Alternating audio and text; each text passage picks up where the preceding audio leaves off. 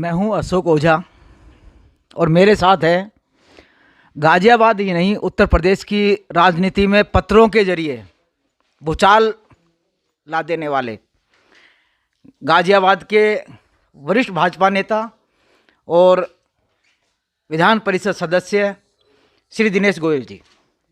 मैं दिनेश जी आपसे जानना चाहता हूं कि ये घटनाक्रम कैसे शुरू हुआ, कैसे सब लोग यहाँ पर आए। इस घटनाक्रम के बारे में मैं पहले पत्रों के माध्यम से आपको अवगत करा चुका हूँ, तो अब मुझे दोबारा बोलने की जरूरत नहीं है इसमें। क्या हुआ था? आपके पास कोई फ़ोन आया था या आपने बुलाया था उनको? नहीं, मैंने जो 17 को वो लोग आए थे, माननीय अनिल अग्रवाल जी के नेतृत्व में, माननीय विधायक सुनील शर्मा जी, माननीय विधायक अतुल गर्ग जी, माननीय विधायक नंदकिशोर गुर्जर जी, माननीय विधायक अजीत पाल त्यागी जी, सम्मानित अध्यक्ष महानगर अध्यक्ष संजीव शर्मा जी, ये सब आए थे।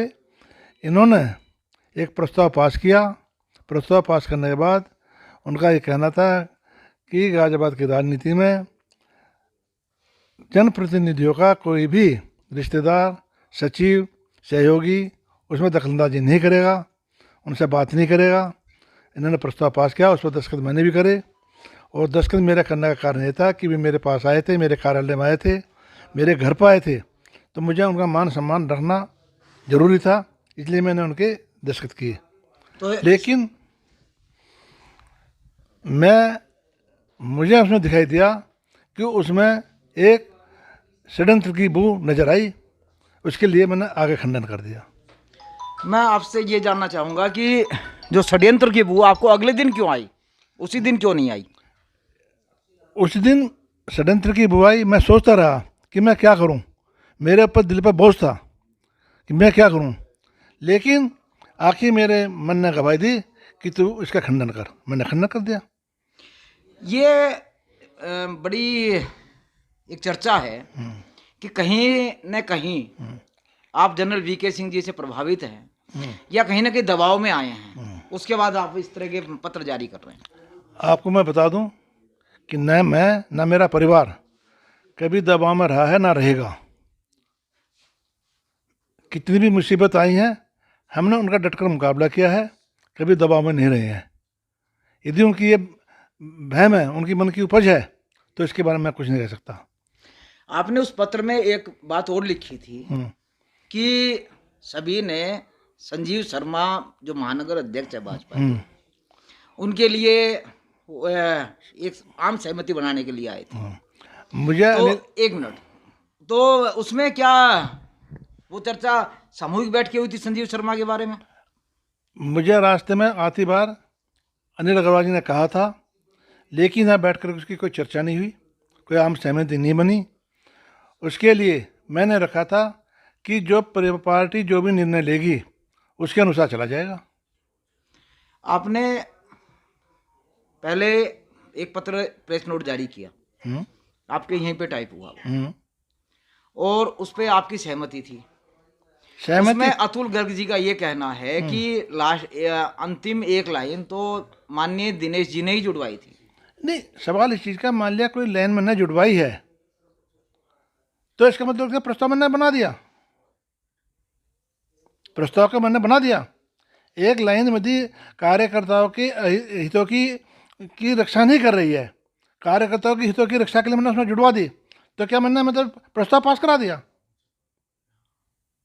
आपका मानना है कि जो लाइन जुड़वाई गई थी वो ठीक थी? नहीं, जो लाइन जुड़वाई गई थी वो कार्यकर्ताओं के हितों के लिए जुड़वाई गई थी। अब जो दूसरा पत्र आपने जारी किया है, उसमें ऐसा क्या कारण रहा कि आपको दूसरा पत्र आज जारी करना पड़ा? और पार्टी, मैं एक बात और पूछना चाहूँगा साथ साथ, क्या भाजपा नेतृत्व के सामने आप इस मुद्दे को लेके जाएंगे? जनरल साहब ने कहा है कि वो भाजपा नेतृत्व को अवगत कराएंगे। जनरल साहब ने क्या कहा क्या नहीं कहा इसका मुझे कोई पता नहीं है। भारतीय जनता का नेतृत्व यदि मेरे से पूछेगा, उसका मैं उचित प्लेटफॉर्म पर उचित जवाब दूंगा। जो आपने अनिल अग्रवाल जी के बारे में कहा है, जो राज्यसभा सदस्य हैं गाजियाबाद से, कि वो खुद लोकसभा का चुनाव लड़ना चाहते हैं, जी, तो क्या आपका मानना है कि वो सबको अपने पक्ष में एकजुट कर रहे हैं? क्या भाजपा में ये संभव है कि इस तरह कोई लॉबिंग करे और टिकट मिल जाए?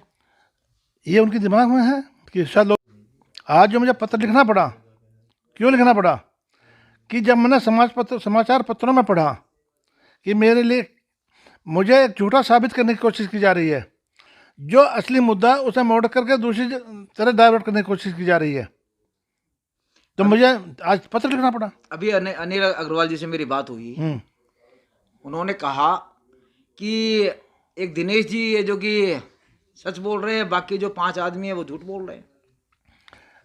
दिनेश जी सच बोल रहे हैं, सच झूठ बोल रहे हैं। दिनेश जी हमेशा सच के साथ हैं, सच के साथ रहेंगे, और दिनेश जी कभी भी ना बिकाऊ हैं ना बिकेंगे। धन्यवाद आपका। माननीय श्री दिनेश गोयल जी स्पष्ट कह रहे हैं कि जब गाड़ी से उतर के अनिल अग्रवाल आ रहे थे उस समय उन्होंने ये बात कही कि संजीव शर्मा के लिए, लेकिन जब सब लोग यहाँ बैठे उस समय संजीव शर्मा के नाम पर कोई चर्चा नहीं हुई। लेकिन जो इनका मानना है कि जिस तरह सबने बैठक की, प्रेस नोट टाइप हुआ, उसका सीधा सीधा अर्थ ये है कि जनरल वीके सिंह जी के परिवार को, उनके सहयोगी को ये लोग रोकना चाहते हैं कि वो कोई आवेदन ना लें या राजनीति में दखल ना करें। जबकि इन्होंने अपने पत्र में यह भी कहा है कि जनरल वीके सिंह जी सांसद है, केंद्र सरकार में मंत्री है, उन्हें जो कि बाहर भी जाना पड़ता है, लोकसभा में भी उनको रहना पड़ता है, तो उनके पीछे से कोई ना कोई जिम्मेदार व्यक्ति होना चाहिए जो आवेदन ले सके, जो लोगों की शिकायतें ले सके। धन्यवाद दिनेश जी। धन्यवाद।